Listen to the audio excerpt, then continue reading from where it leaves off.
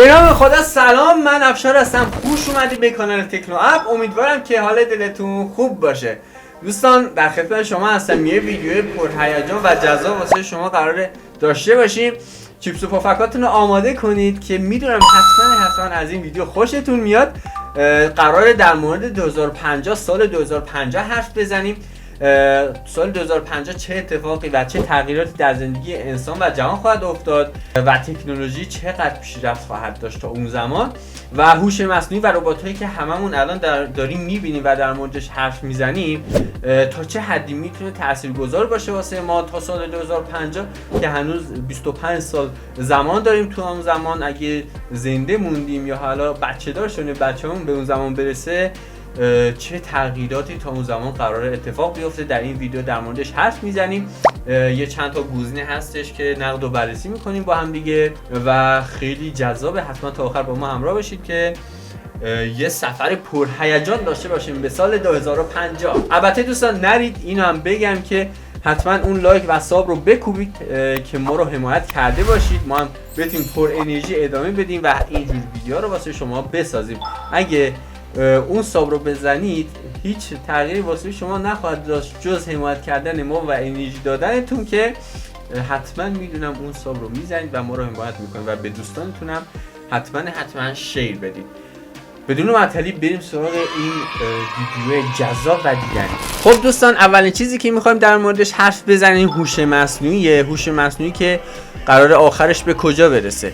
شرکت‌های زیادی برای سرمایه‌گذاری روی این پروژه مدت هاست اعلام آمادگی کردن در پروژه هوش مصنوعی عمومی که اولین هوش مصنوعی عمومی رو دارن راه اندازی میکنن و میلیاردها دلار روی این پروژه خرج شده و تا الان خوب پیش رفته و سالانه دارن نخبه های خیلی زیادی رو در شرکت خودشون استخدام میکنن تا بتونن این پروژه رو ارتقا بدن و انتظار میره تقریبا 10 سال تا 20 سال زمان ببره تا این پروژه کامل بشه و یه چیز کامل رو در اختیار جامعه بدن. دانشمندان و مهندسان در حال کشف نحوه مدلسازی و عواملی جدیدی مانند خلاقیت عمدی، تفکر استراتژیک، احساسات و استدلال و گاه به گاه عقل سلیم، یه جوری که یه انسان رو بسازن، یه هوش مصنوعی و ربات کامل رو تحویل جامعه بدن، یعنی هر عمل غیر ممکنی رو بتونه ممکن کنه. یه مورد استفاده دیگه ای که از این ابر هوش مصنوعی انتقال کپی هایی به ربات های انسان نمای پیشرفته است که میتونه موقعیت های مختلفی رو در دنیای واقعی مدیریت کنه. فهمیدی چی شد؟ یعنی حالا در ادامه در مورد این ربات ها بیشتر حرف میزنیم. دقیقاً مثل این ربات ها دقیقاً مثل انسان میتونن یه چیزایی رو یاد بگیرن و قدرت یادگیری دارن و همچنین میتونن از هر چیزی تجربه کسب کنن. خیلی چیز جالب و کاربردی هستش که حتما در این ربات ها قرار استفاده بشه و اگر به هر نحوی این ربات از بین بره قرار اطلاعات اون مغز اون ربات رو کپی کنن و به یه ربات دیگه انتقال بدن. خیلی راحت میتونه همینجور ادامه داشته باشه و این اطلاعات هیچ وقت از بین نره. با این وجود در سطح خیلی کمی از جامعه مخالف این موضوع هستن. حالا واسه شما بازش میکنم که بیشتر متوجه این موضوع بشید. تا اینجای کار خطرناک شده داره. حالا کجاشو دیدی؟ با هم دیگه تا آخر این ویدیو بریم که قرار ترسناکتر هم بشه.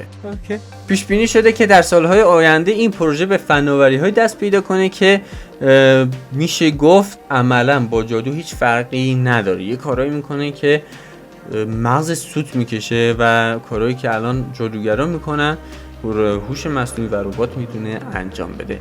به ویژه اگه با رایانه‌های کلاسیک و کوانتومی ترکیب بشه دیگه هر چیزی که به ذهنت خطور کنه رو میتونه انجام بده. به طور مثال حل کردن معماهای ناشناخته و انجام عملهایی که انسان حتی نمیتونه تصورش کنه و میگن که از همه انسان‌های حال حاضر روی دنیا باهوشتر خواهد بود و تا سال 2050 میتونه تریلیون ها برابر باهوشتر بشه. خب دوستان، من اینجا یه توضیح بدم واسه شما، بازش کنم، قول داده بودم که باز کنم. این وضعیت زشته، کثیفه، مستهجنه. حالا این گزینه آخری که گفتم من از منبع خاص و معتبری رو آوردم، حرف خود من نیستش. دوستان من یکم جالبه واسه من. خودم اینجوری فکر میکنم که اینی که میگن از انسان باهوشتر میشه، خب این هوش مصنوعی و رباتی که میگید شما میگید دیگه، میگید که خود انسان داره میسازه. آره بعد این چجوری میتونه از یه انسان باهوشتر باشه و کارهایی بکنه که انسان نمیتونه تصورش کنه؟ حالا یه خبر اومده بود که آدم فضایی‌ها با انسان‌ها با آدم فضایی‌ها در ارتباطن. خب فیلمش هم همین الان اومد بالا، میتونید برید نگاه کنید، در موردش حرف زدیم. خودم میگم که اینا دارن با یه همچین چیزایی در ارتباطن، یه دارن همچین چیزی رو میسازن. 100% اگه اینجوریه که انسان نمیتونه بسازه، که انسان نمیتونه تصورش کنه، 100% یه کسی دیگه‌ای داره این رو میسازه و روش کار میکنن. واقعا عجیبه. نظر شما چیه دوستان؟ آیا همچین چیزی واقعیت داره، امکان پذیره یا نه؟ و تا سال 2050 نمیدونیم چه اتفاقاتی بیفته. امیدوارم که جنبه‌های مثبتش نسبت به جنبه‌های منفیش و خطرناک بودنش بیشتر باشه. خب دوستان، از بحث هوش مصنوعی کم جدا بشیم، در مورد خود ربات‌ها حرف بزنیم. این فیلم رو حتما تا آخر ببین، چون قراره از 20 تا فیلم سینمایی بهتون بیشتر اطلاعات بدم. چیپس و پفکاتون که تموم نشده، اگه تموم شده بهتون پول واریز کنم برید بخرید. قراره خیلی جذابتر هم بشه. تا آخر حتما با ما همراه باشید. ربات‌های انسان نما در حال ظهورند. در سال 2050 ربات‌های با توانایی فوق‌العاده‌ای برای تسلط در دنیای ما خواهند اومد که اگرچه تا الان هرچی ربات دیدیم همشون محدود به حرکت‌های ثابت بودن که یه جور حرکت‌های انجام میدن که اصلا شبیه انسان نیستن و به گفته کارشناسا قراره تا چند سال آینده خیلی پیشرفت داشته باشن که امیدوارم ما هم اینا رو ببینیم. این نسل از ربات‌ها از مهارت و انعطاف پذیری بیشتری برخوردارند. این ربات‌ها میتونن با موقعیت‌های جدید سازگار بشن و میتونن با مشکلات راحت روبرو بشن، از خطاهای گذشته خودشون درس بگیرن. چه جالب، انسان که تا الان نتونسته درس بگیره و هر تجربه جدیدی که کسب میکنه رو با دیگر میتونن به اشتراک بذارن. وای حسودم نیستن. و تا سال 2050 سرعت اینترنت صدها برابر میشه. اینم که بله میتونیم، ولی در ایران نمیدونم، هر روز داریم پسرفت میکنیم، پیشرفتی ندیدیم. و این ربات‌ها میتونن موقعیت و اقداماتی رو که بعداً میتونن در زمان مناسبتر انجام دهند رو شناسایی کنن که عملاً مثل انسان داره عمل میکنه. و به گفته کارشناسا در سال 2050 ربات‌ها تقریباً 99% شبیه انسان خواهد بود و اون 1% رو نمیدونم چرا تردید داشتن، باید از خودشون بپرسیم. و هر چقدر این ربات‌ها تجربه کسب کنن و زبان بدن و حرکت‌های اونا طبیعی تر میشه. با پرینترهای سه‌بعدی میتونن اسکلت، چشم، زبون و دندون و غیره برای ربات‌ها بسازن. حالا تو فیلم‌ها خیلی دیدیم از این اتفاقا که قرار واقعی هم بشن و به صورت کامل شبیه یه انسان رو، رباتی که شبیه انسان باشه رو بسازن واسه ما. خب بریم سراغ گزینه بعدی که در سال 2050 اتفاق میفته. شهرهای هوشمند هستن.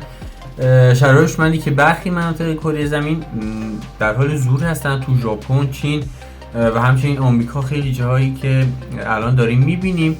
تا سال 2050 دیگه شهری باقی نمیمونه که هوشمند نباشه. خودم این ایرانو میبینم، امیدوارم تا اون موقع ما هم پیشرفت داشته باشیم. هرچی که داریم پسرفت میکنیم و پیشرفتی نمیبینیم. امیدوارم که یواش یواش وضع ما هم مثل بقیه کشورها پیشرفت داشته باشه. این شهرهای هوشمند وسیله‌های نقلیه موجود در جاده‌ها رو به شبکه مرکزی متصل میکنه، مکان‌های اونا رو ردیابی میکنه. این نوع شبکه‌ها ترابایت‌های اطلاعات رو از تعداد زیادی منبع مانند حسگرهای جاده، چراغ‌های راهنمایی و غیره رو دریافت میکنن. همونجور که دارید در ویدیو میبینید، این حسگرها با تمام اطلاعات خودروها در جاده، مسدود شدن جاده‌ها، الگوهای آب و هوا و وضعیت خدمات اضطراری و از این موارد دسترسی داره. و همچنین خودران جاده با توجه به اینکه اطلاعاتشون دائم با همدیگه در ارتباط هستن، برای بهینه‌سازی جریان ترافیک با دیگه هماهنگ میشن و دیگه این ترافیک های سنگین به وجود نمیاد. یه جوریه که همه این ماشین ها در جاده در فاصله 20 متری از دیگر حرکت میکنن و باعث عدم این ترافیک های سنگین میشه و با توجه به این هماهنگی هایی که دارن در تقاطع این ماشین ها با سرعت هماهنگ شده بین همدیگه حرکت میکنن بدون اینکه تصادف ایجاد بشه. چقدر جالب. الان من چیکار کنم؟ و سیستم استفاده شده در این ماشینا تویی که خودشون بهترین جای پارک رو واسهتون پیدا میکنه. دیگه فکر نکنم توی چهارراه چراغ قرمزی لازم باشه و یه جوری هماهنگ حرکت میکنن که هیچ کدوم به دیگه برخوردی نخواهد داشت. حالا سرعتشون زیاد باشه کم باشه که دیگه همه اینا جای بحث داره که چجوری قرار اتفاق بیفته. و یه جای جالب دیگه هم هستش که اگه اتفاق طبیعی و ناگهانی برای ماشینت اتفاق بیفته، اینجاست که میتونی به کمک ماشینت بیای و خودت از مغز خودت استفاده کنی و ماشینت رو دوباره راه اندازی کنی و این پایان کار نیست و این هوش مصنوعی که در این ماشین به کار برده شده یه تجربه جدید براش میشه و که اگه دوباره از این اتفاق براش بیفته خودش همون کاری که تو بهش گفتی و بهش دستور دادی رو دوباره انجام بده و بتونه دوباره به حالت اولیه خودش برگرده. خب بریم سراغ گزینه بعدی، رابطه مغز و رایانه، که حالا به طور خلاصه‌وار میخوام در مورد این موضوع حرف بزنم چون یه فیلم کامل در مورد همون تراشه نورانی که ایلان ماسک هستش که ما همین فیلمی که الان اومد میتونید برید بعداً اون رو هم نگاه کنید، خیلی جالبه.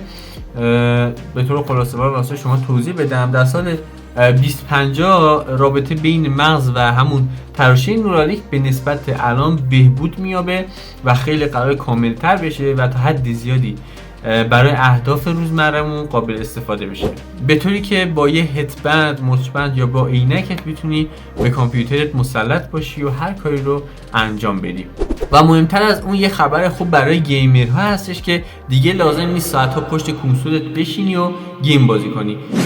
دیگه اونا از بین میره و جای خودشون رو به این هدست‌هایی که الان دارید میبینید هدست‌های واقعیت مجازی خواهند داد و طوری که فقط با مغزت بدون فعالیت بدنی گیم مورد علاقت رو بازی کنی. و جالبترم اینه که با توجه به اینکه این حسگرها به سلولای مغزت متصله میتونی هر حرکتی رو انجام بدی و روی بدنت هم حس کنی. خیلی جذابه و مثلا مثل این میمونه که لمس کردن بویایی و حتی درد رو هم حس کنی. مثلا داری تیراندازی میکنی تو بازی، یهو یه گلوله بهت بخوره، این درد رو حس میکنی و انگار داری تو جنگ پلی میدی.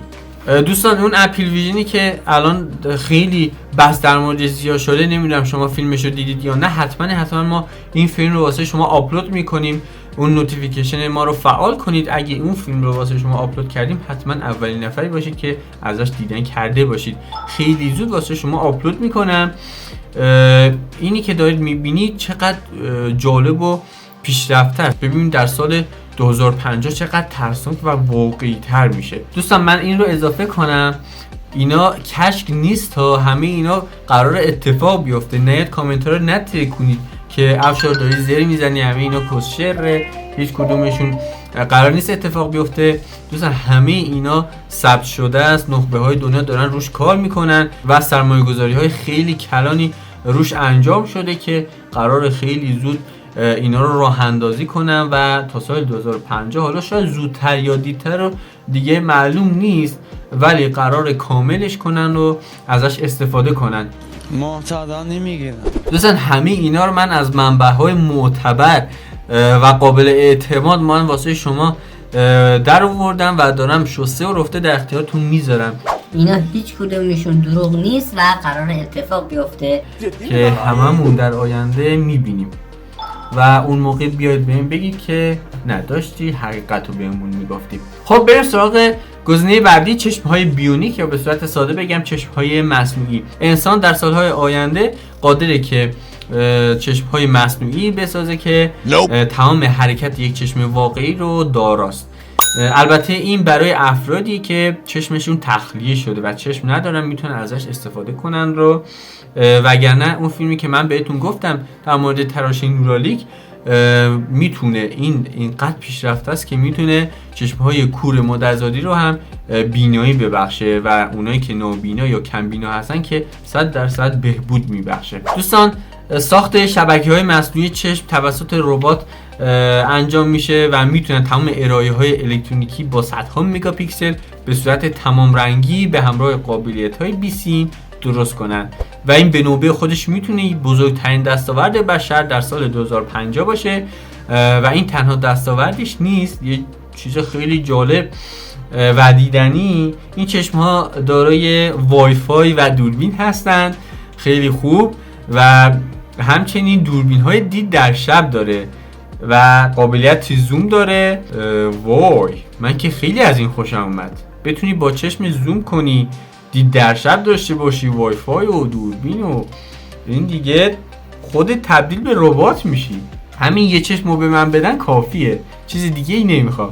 خب بریم سراغ آسانسورهای فضایی. آسانسورهایی که ما رو به فضا میبره. خودم از این گزینه خیلی خوشم اومد.